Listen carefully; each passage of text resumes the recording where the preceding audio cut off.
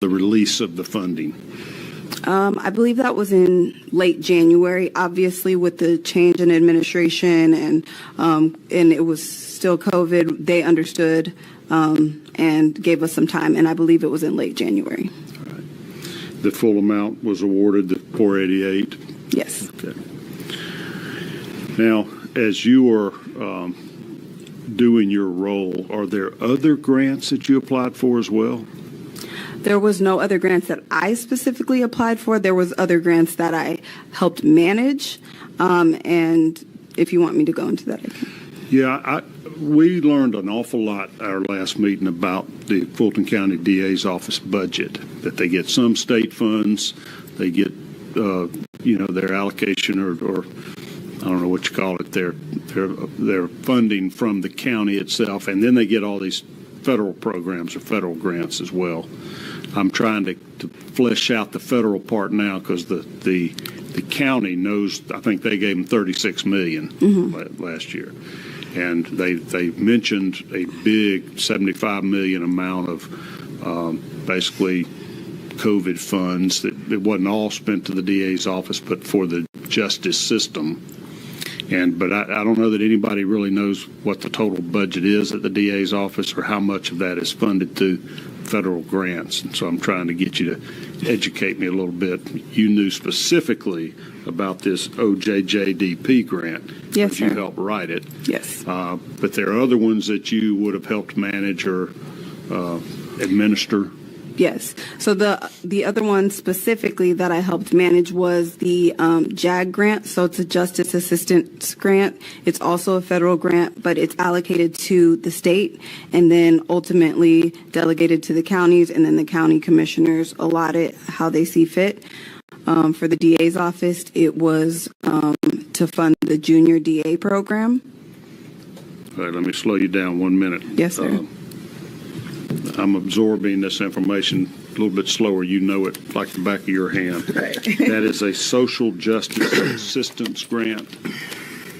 Yes, it's a justice assistance. And that's why you call it a JAG, for the Justice Assistance Grant. Yes, sir. And that is distributed among various DA's offices in the state? Yes. Do you have to apply to the state to get that, or is that coming directly from the feds? It's coming directly from the feds. All right. Do you know if other DA's offices around the state of Georgia receive grant funds from that JAG grant?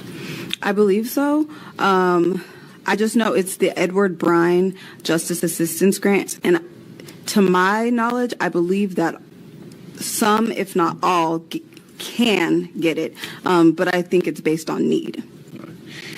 And do you know the amount of that grant, the JAG grant, for this? Apparently you used it for the junior DA program. Yes, correct. I don't know the explicit amount, and we have been trying to get that information for quite some time. I just know that it funded the junior DA program, which I believe yearly spent about $20,000. So it was a small grant for the DA's office. Tell me about the junior DA program.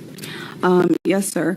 It's a crime prevention program specific to youth, middle school and ninth grade, so 6th, 7th, 8th, and ninth grade. And it's essentially to bridge the gap between community and law enforcement and basically show youth, what the functions of the of different forms of law enforcement, everything from, we go to the Atlanta Police Training Center, the Horse Mount Center, we go to the state capitol, we go to speak with judges and, just different officers. I think sometimes they even get to work with the SWAT officers. And overall, it's just to, again, create camaraderie between youth and law enforcement and just show them overall functions of that process. How many kids involved in that program every year? Well, under Mr. Howard, it was in excess of 80 to 120. The 1 year that I did it under Ms. Willis, there was only 40 youth. So, and that was also during 2021. So I know COVID probably had partial fault in that as well. Is that a year-long program? So it's a summer program, and it's run for 3 weeks throughout the summer, and they come with us every day. I believe that year they were with us every day but Friday. So it's almost like a summer camp type program, but you don't spend the night. Yes, sir. Okay. And you educate these middle school children as to the justice system, both from how the DA's office operates, law enforcement operates, and various aspects of the community. At Clark Pest Control, we understand that exceptional service goes beyond just managing pests. It's about creating a seamless, enjoyable experience for every customer. Dedicated to responsiveness, professionalism, and genuine care. Your satisfaction is our mission. Just say, Clark, we need you, and consider it done.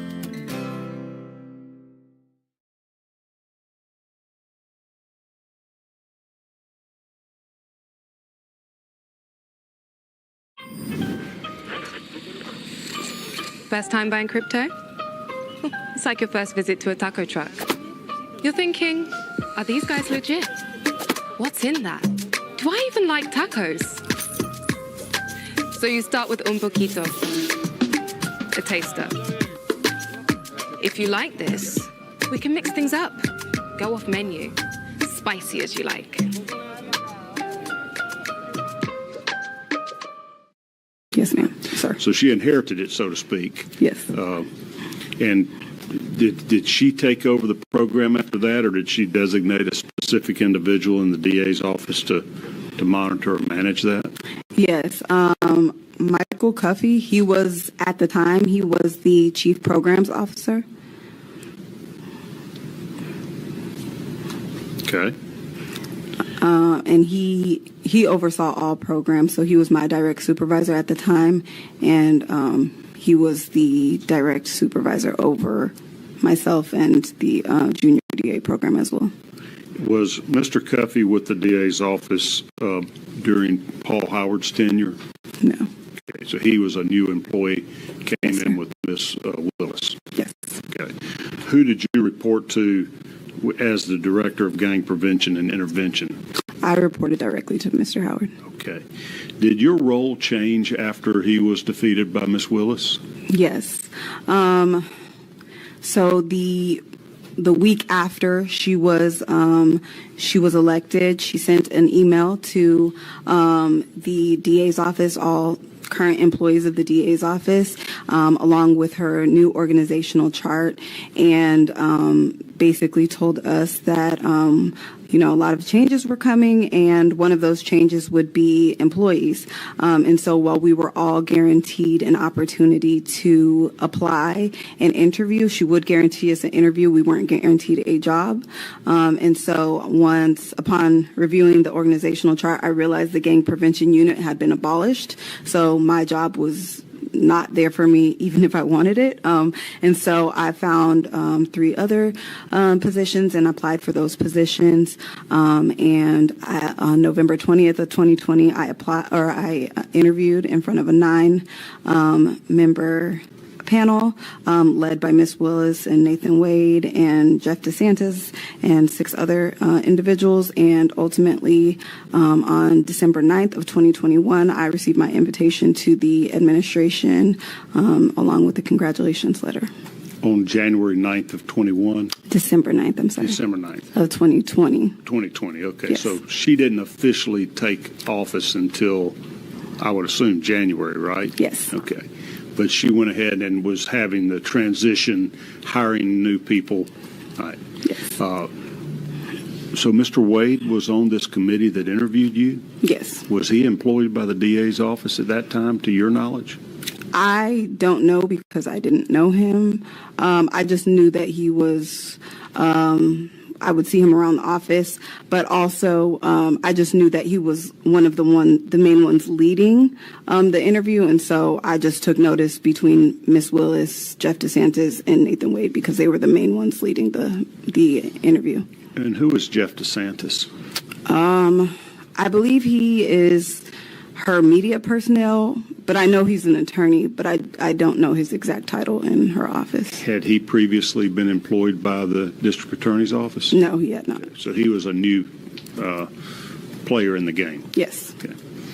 So your interview must have gone well, it did. and you were awarded the job.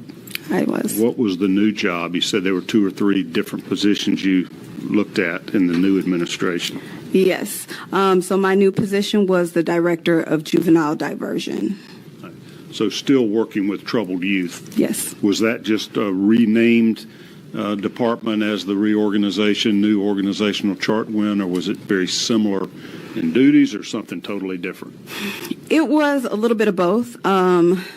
Similar because I worked with the same population, different in that it wasn't specific to gang-related or gang involvement, and also different because the focus of gang reduction kind of shifted, and it was a lot more just open, I would say, like as far as just any youth who were justice involved. So I would work a lot with juvenile court. Okay. So not just specific to juvenile gangs, any juvenile problems or issues. Correct. Okay. Now, same salary in the new position, or Yes. okay?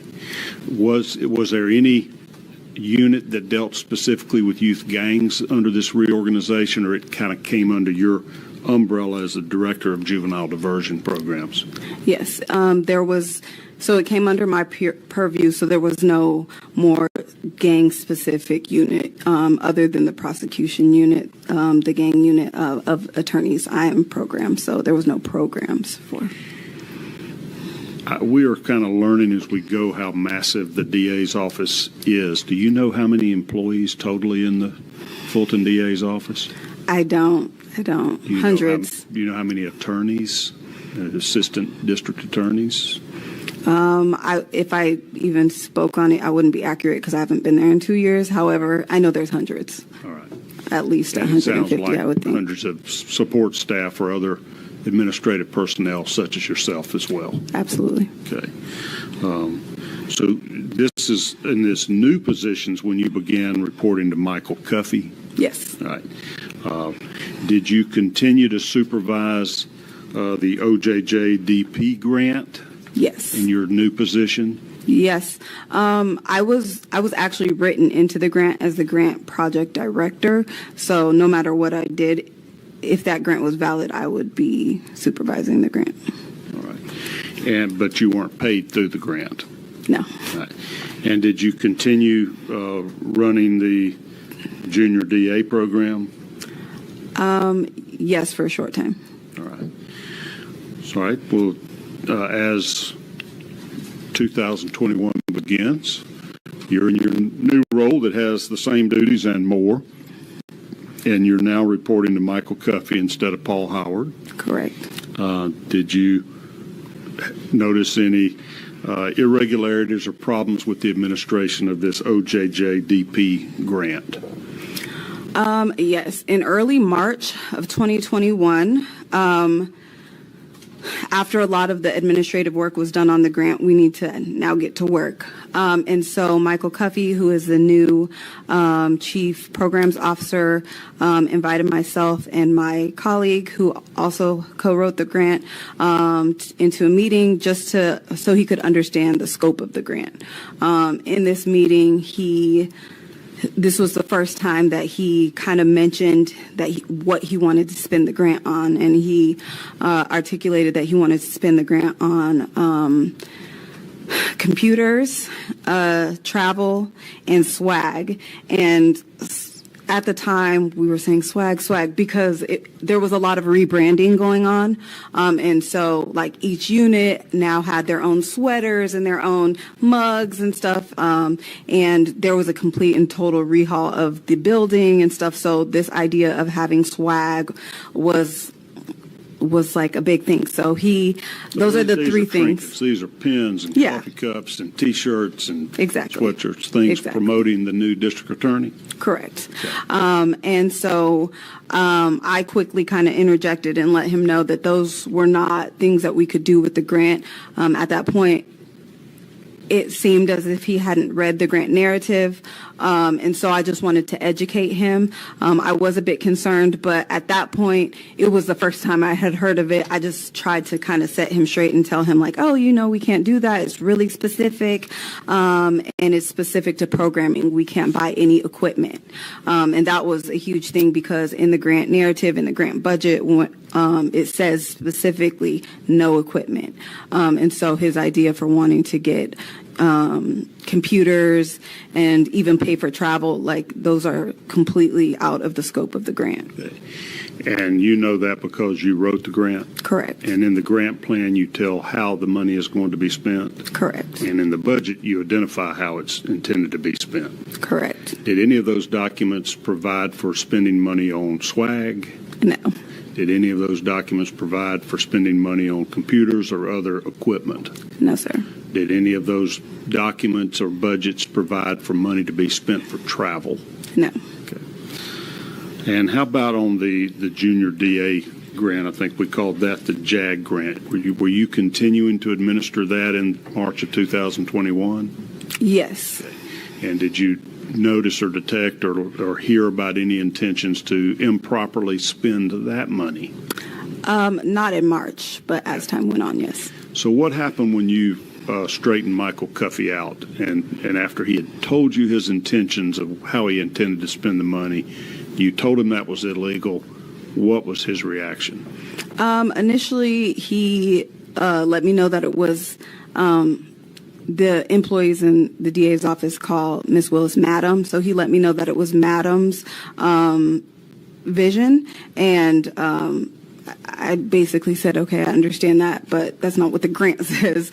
And as the director of the grant, I wanted to make sure that I was careful and clear what the grant said. And this grant was written prior to her coming in the office. I assumed at the time that maybe they just weren't aware, but I just wanted to make him aware that that is not what the grant says. Okay. Did you hear further conversations about the misuse of the money, or did he follow your advice and not spend it on swag and travel and equipment? So initially, that was just the initial time. I continued to be persistent and to let him and everybody else know that we could not spend the grant in that manner. And he persisted to say, the industrial grade products you need.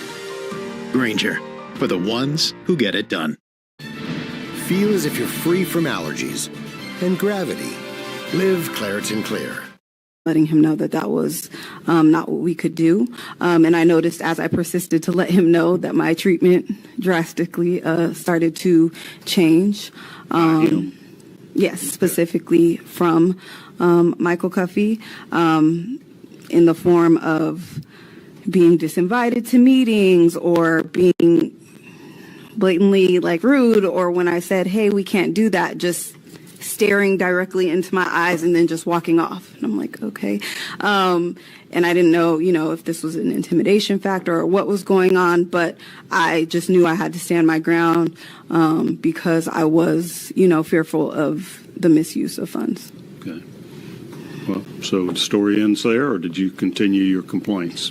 No, I continued my complaints. Ultimately, in May of 2021, the just overwhelming retaliation and pushback got so bad. I sent an email to Ms. Willis and I told her that I had followed the chain of command to no avail and I really needed to speak with her. At this time, I believed that she had no idea what was going on, and I wanted to make her aware of what I saw to be a potentially illegal and dangerous situation, and I didn't want there to be any scandal related to her administration. You sent that directly to her? I did. Did she reply? She did not. Okay. But I believe 2 or 3 days later, Mr. Cuffey approached me and said that he knew that I reached out to her and that no matter what I did, that she was just going to come back to him.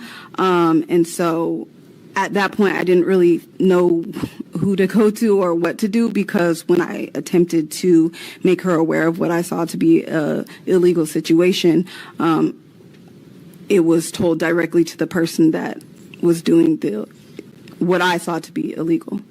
Mr. Cuffey. Mr. Cuffey, Okay. correct. Did you complain to anybody else other than Mr. Cuffey in your email to Fani Willis? Not in my initial email. Things started to progress as far as my retaliation. It was almost daily that it was something. If it wasn't something, it was, something else. Eventually, the junior DA program started to near, and he started saying that he was going to be buying Apple products with the junior DA funds. Apple products like Apple iPhones or computers? Computers. Okay. And I don't know why, but he just really wanted these Apple computers. So I let him know that we couldn't do that with the junior DA funds either. And so he took me off directing the junior DA program and put other people in my place. And then eventually, when junior DA started in June of 2021, I noticed that there were youth in the program that were not Fulton County residents, weren't even residents of the state of Georgia. There were youth in the program from Florida, from Wisconsin. And so, of course, I questioned it. I felt like, our youth in Fulton County have so much need. Why are we not focusing on the youth in our county, especially when the grant and the grant application or the application to the program specifically say that must be Fulton County residents, must attend Fulton County or Atlanta Public Schools. So when I brought that to him, We're still talking about Mr. Cuffey. Mr. Cuffey, excuse me, sorry. So when I brought that to Mr. Cuffey, the next day I was told that we needed to have a meeting, and he attempted to put me on some type of a plan, like a professional development plan. I've never been written up, never had any warnings. So I was wondering if you have a history of being a troublemaker in the I do workplace. I do not. And in the evidence that I gave you, I also included 24 letters of recommendation from everybody that I've worked for in the past 12 years, including everybody here in Atlanta that I've ever worked for, saying the exact opposite of what's been stated of me. However, he tried to put me on some plan, but the plan was like a personal attack on me. It talked about my appearance, and it was just not a professional. So I escalated my concerns to HR. Human Resources, excuse me. So the HR personnel in the DA's office, her name is Kyra Banks. I reached out to her on July 7th of 2021. And we met on July 20th. And I basically told her all of my concerns, and she said she took notes and told me that she would escalate my matter. On July 23rd.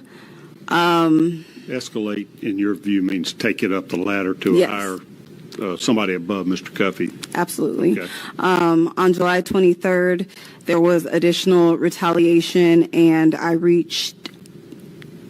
it was just so much. I was extremely anxious, even coming to work, because I just didn't know from day to day what type of retaliation I would receive.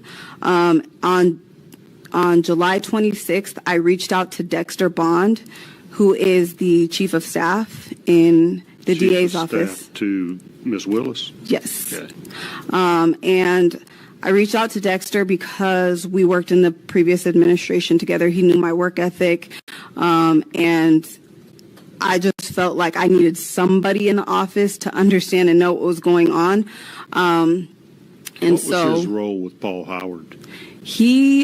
Under Paul, I think he wasn't chief of staff. I think he was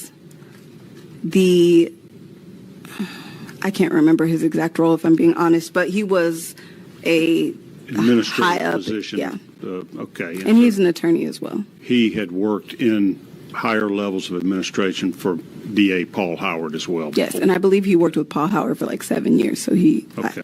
So you reached out to him yes. directly. All right, tell us about that. And I told him there were youth in the junior DA program from out of the area. I told him how he treated me. I told him about the PDP. I told him about the OJJDP funds, and I sent him a copy of the PDP, and I told him specifically in a text. Well, I spoke to him in person, and then I sent him a picture of this professional development plan, and I said to him specifically that at this point in time, like, he's putting you guys in a situation where I have multiple potential lawsuits because of how he's treating me, and I said I need to speak with Ms. Willis because I don't believe she knows. That was, I believe, at 11 o'clock in the morning, and then about he responded back to the PDP by saying, wow, period. This is a problem, period. And then text me saying, you have a meeting with the DA at 3 p.m. This is in July of 21 sometime. Yes, this is July 26th of 2021. Right. And so immediately, I felt like a weight was lifted. Finally, I'll get to let her know because I felt like I was trying to, in part, protect her, protect the youth of Fulton County, and just protect the integrity of these grants. And so ultimately, at 3 p.m., I went to Miss Willis's office. Judging by Dexter was in this meeting, I could tell that she was already kind of briefed. And I went to, she said something to the effect of, now what's going on? So I went to speak and tell her, I said, I'm concerned about the way the grants, and I think I said something else, and she cut me right off in the middle of my sentence and said, effective immediately, you're going to be moved, and demoted me to the role of file clerk. So immediately, you went from a department head to a file clerk. Correct, a program head. So I went from the director of juvenile diversion to a file clerk, which changed not only the function of my job, it changed my schedule, it changed my location, it changed, this is frivolous, but I was taken off the website. I was essentially like banished, for what I saw to be protecting her at the time. Did she say why you were being demoted?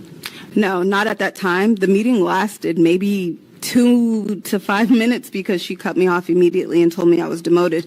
So I was kind of left flabbergasted, and I reached back to her that evening via email just to get some clarity, and that was the first time I ever heard that she was saying that she wasn't pleased with my work. And it's important to note, I don't want to get too far in the weeds, I feel like we're already there, but it's important to note that 3 weeks prior to this, she had just asked me to assist in another department. So 3 weeks before, she wasn't dissatisfied with my work. So it was shocking to me that suddenly she was dissatisfied with my work the day that I disclosed that I was concerned about the way these funds were being spent.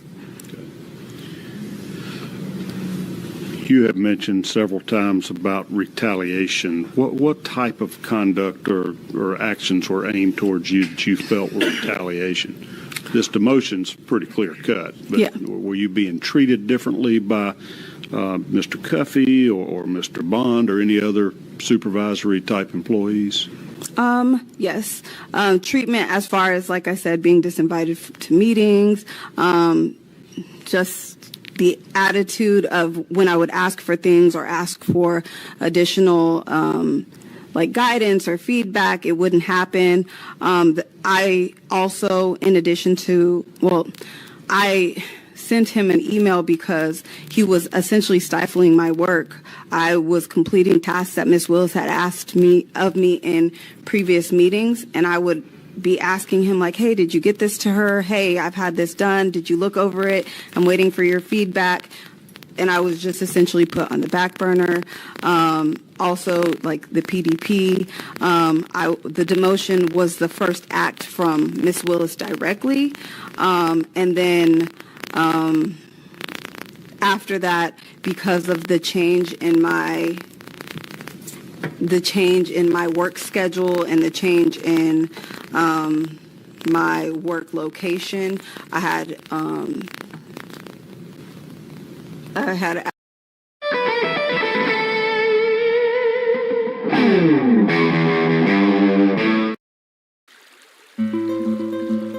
I was born in Farmington, New Mexico, and learned to fish here on the San Juan. Watching the seasons, the bugs, and the trout. Lunker Alley, Simone Canyon, Lower Flats, and Texas Hold. This place is world famous, and for good reason. Sometimes I would come to work and now as a file clerk, I would literally be putting thousands of documents into alphabetical order and then creating an Excel spreadsheet. What department were you in as a file clerk? Were you changed to a different department or just removed as program head and kept in that same juvenile justice department? No, I was moved to record restriction, and then ultimately I became the file clerk liaison between pre-indictment, pre-trial indictment diversion for adults and the record restriction. So stuff I've never done or have any type of... Record restriction is what us old guys used to call expungement Yes. from your record. Okay, now Yes, sir. they restrict your record so people can't see about your prior convictions or charges against you that you've resolved through a pretrial first offender plea, like that. Yes. Okay, totally different than what you were trained to do, your interest, your background, and your experience under Paul Howard's office. Yes. Okay. And then I didn't receive any real training, so I couldn't go into certain systems. The only thing I could really do is put things in alphabetical order and put them into Excel spreadsheets, and that's what I did. And there was 2 occasions where I came to work and the over 1,500 documents that I put in alphabetical order were now all in disarray. So things like that, to where it just made coming to work a very anxious event. Okay. Did you ever have any further conversations with Ms. Willis where you expressed your concerns about the misuse of federal funds? I did.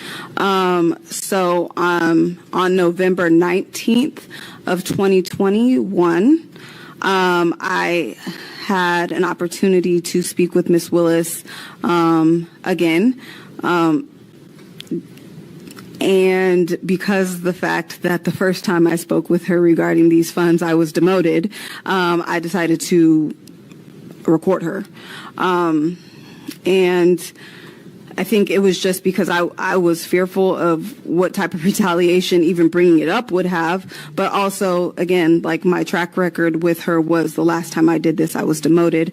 And so I did have a chance to speak with her, and I told her. Was that an in-person conversation? It was an in-person conversation. How did you record that conversation? On my phone. All right. Tell us about that conversation. Yes, sir. I just spoke with her and told her about my concerns with the grants and how I knew that the grants were allocated for a specific purpose, and the way that Mr. Cuffey was essentially stating that he wanted to spend the grants was illegal. It was impossible under the grant.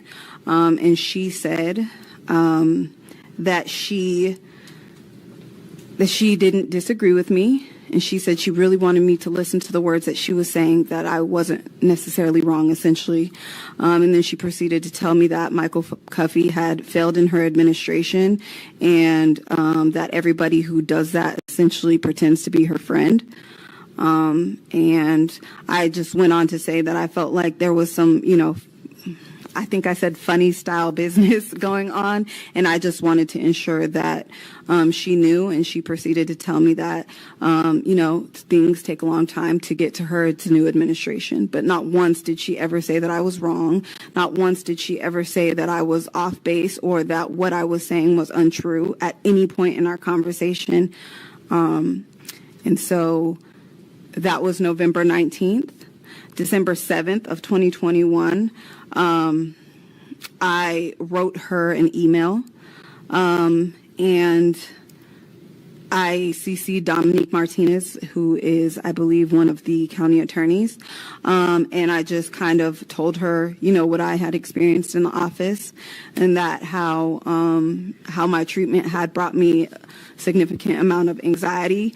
I thought that I was going to ultimately retire from the DA's office, and it made a place that I used to be proud of working at hell for me, essentially. I never received a letter back or any notice that she even read it. And then in January, I don't know if you want me to go that far. No, you're doing great. Okay. Now you're up to January of 22. Yes. So you've been still working there for a year. You just got demoted and essentially harassed in your employment. Yes. And taken off of websites and cut out of meetings, et cetera. Okay. Absolutely. And so in December 22nd of 2022, I was actually sent home due to COVID. Somebody was exposed with COVID, and they knew that I was unvaccinated, so I was sent home. And then I got sick, and when I get sick, I get really, really sick.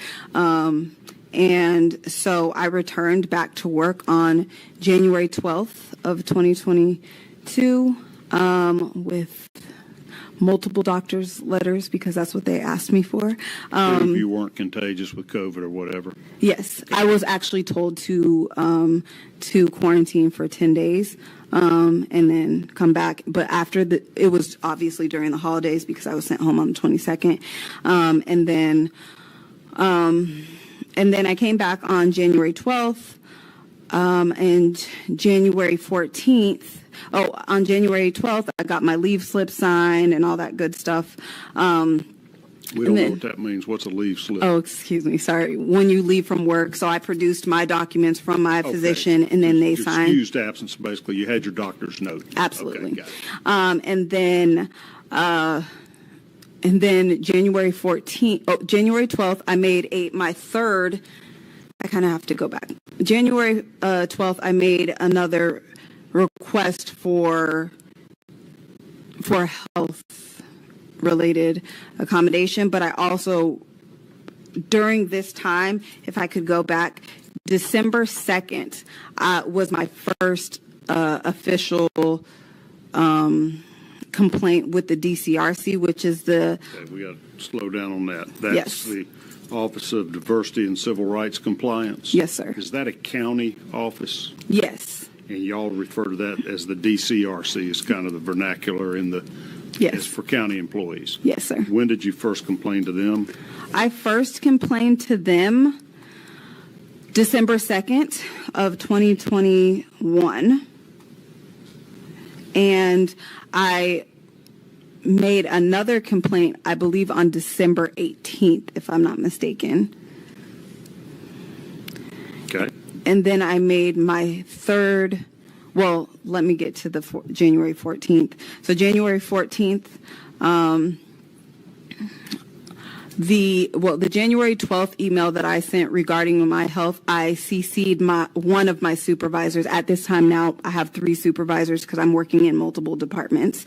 And on the morning of, or on January 13th, she asked me what it was about, and then January 14th, she asked me into her office just to make sure I was okay, or so I thought. So I had a discussion with her. I had a pre-arranged meeting with the director of the DCRC, Niger Thomas, at 1 p.m. on January 14th of 2022. Okay. Following my conversation with Miss Ramona Toole about the supervisor that you talked to. Yes, she was my supervisor. I essentially, unfortunately, told her everything. I just told her, what was going on. I told her about my health issues. I told her about the retaliation. And so following that meeting, I had my prearranged meeting with Miss Niger Thomas. I went to that meeting with Ms. Niger Thomas at 1 p.m. She is the director of the Office of Diversity and Civil Rights Compliance. She was at the time. Now it's Melissa Catherell, but she was at the time. And I went in there to speak with her about the whistleblowing and how ultimately the whistleblowing led to all this additional retaliation. And I was in her office for probably about 90 minutes. The whistleblowing was bringing up the misuse of federal funds. Correct. Okay. And so I was in her office for about 90 minutes. While I was in the office with her, I received to my county phone a request for a meeting request for January 18th at 2 p.m. From Miss Willis and Dexter Bond. I told Miss Niger Thomas in that meeting that I did not feel safe going into that meeting by myself. And she said that she would have a member of the Fulton County Human Resources Department accompany me to that meeting if I didn't feel safe. And I asked. Did Ms. Willis tell you in that phone text the purpose or the reason for the January 18th meeting? No, it was just it just came to my email from my phone, from my county phone. So it was an email. Yes. And so I guess I left that meeting scared, but kind of glad that I felt somebody else was essentially like in my corner to advocate for me. Somebody would be with me at that meeting on the 18th, so I wouldn't be by myself. And I went back to my area and continued on my Excel spreadsheet that I started that morning. About 20 to 25 minutes later, there's like a knock on the side of the thing, and they said Capers Green, who was the chief investigator for under Miss Willis, he said, Miss Timpson, I got some unfortunate documentation for you. I need you to get your stuff and we're going to walk you out the building. And he handed me my termination letter. And immediately after you meeting with the director.